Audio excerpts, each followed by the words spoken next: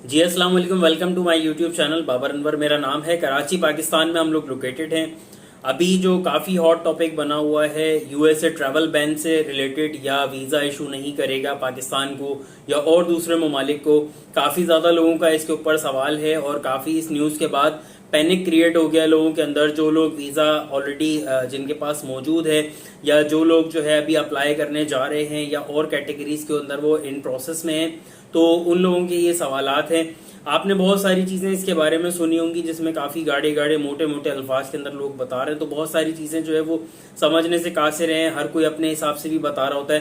पहली चीज तो ये है कि अभी तक इसके ऊपर इम्प्लीमेंटेशन हुआ नहीं है। जो आपने 3 लिस्ट के बारे में सुना होगा, रेड, ऑरेंज और येलो, जिसके अंदर अप्रोक्स 43 कंट्रीज के नाम सजेस्ट किए गए हैं, और इसके अंदर अभी तक इम्प्लीमेंटेशन नहीं है, जिसका 22 मार्च और 31 मार्च को जवाब आएगा कि इसकी एक्सेप्टेंस हो रही है या नहीं हो रही। प्लस अगर ऐसा हो भी जाता है तो जो रेड लिस्ट इन्होंने डिफाइन की है उसके अंदर, मैं आपको ये सारी लिस्ट नीचे डिस्क्रिप्शन में भी दे देता हूँ। जो रेड लिस्ट इन्होंने डिफाइन की है उसके लिए तो कह रहे हैं कि कंप्लीट जो है वो वीजा इशू ही नहीं करेंगे, उनके अंदर कंप्लीटली इस वक्त इन्होंने स्टॉप करने का कह दिया। जबकि ऑरेंज लिस्ट और येलो लिस्ट को थोड़ा सा अलग से डिफाइन किया है। ऑरेंज लिस्ट में पाकिस्तान का भी नाम है और दीगर और ममालिक का भी नाम है।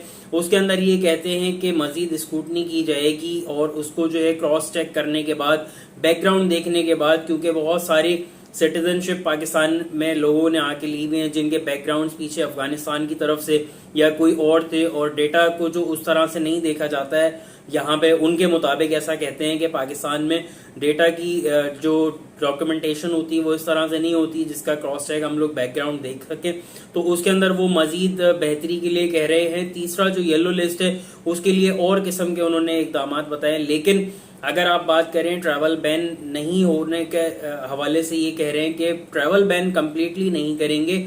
आप ऐसे समझ लीजिए कि अगर वीजा उन्होंने इशू करना है तो वो बहुत ज्यादा जांच पड़ताल के बाद वीजा इशू करेंगे। प्रॉपर आपका बैकग्राउंड देखा जाएगा, और अगर अप्रूवल जिसको मिलती भी है वीजा के लिए तो मेजर केसेस को 221G एडमिनिस्ट्रेटिव रिव्यू के अंदर डाला जाएगा, जिसपे मैंने पहले भी काफी वीडियोस बनाई हुई है।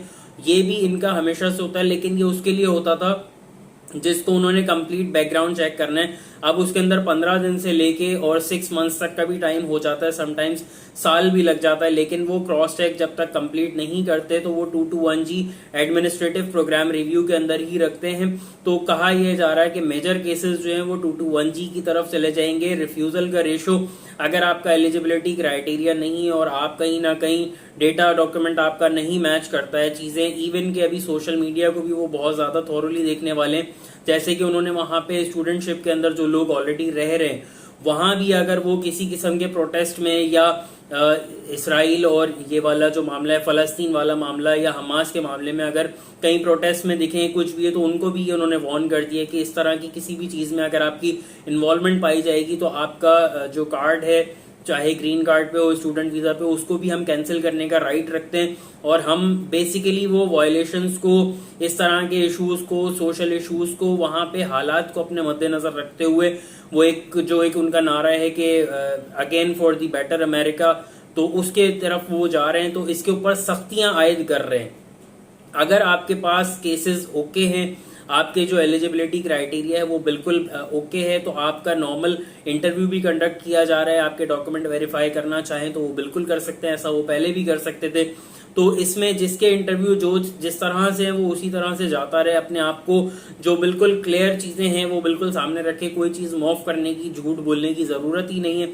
जो सिंपल तरीके से आप हमेशा से जाते रहो वैसे इंटरव्यू पे जाओ। बाकी अल्लाह ना करे कि इस तरह का कोई ट्रैवल बैन हो, लेकिन ऐसा नहीं है जिस तरह का लोगों को हाइप क्रिएट कर दिया गया, उतना बुरा कंडीशन नहीं है। अब इसके ऊपर इम्प्लीमेंटेशन की तरफ सोचेंगे 22 और 31 मार्च को, लेकिन अभी तक ये फैसला फाइनलाइज नहीं हुआ है। इस पे बहुत सारे लोगों ने बात की हुई है, तो लोग जो है वो कंफ्यूजन का भी शिकार थे। इस वजह से मैंने एक छोटी सी वीडियो बनाई है।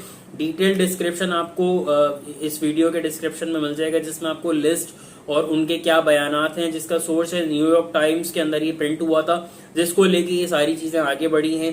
तो अगर वीडियो हेल्पफुल है तो आप लाइक कर सकते हो, ट्रैवल अपडेट्स के लिए चैनल को सब्सक्राइब कर सकते हो। Thank you so much. Allah Hafiz.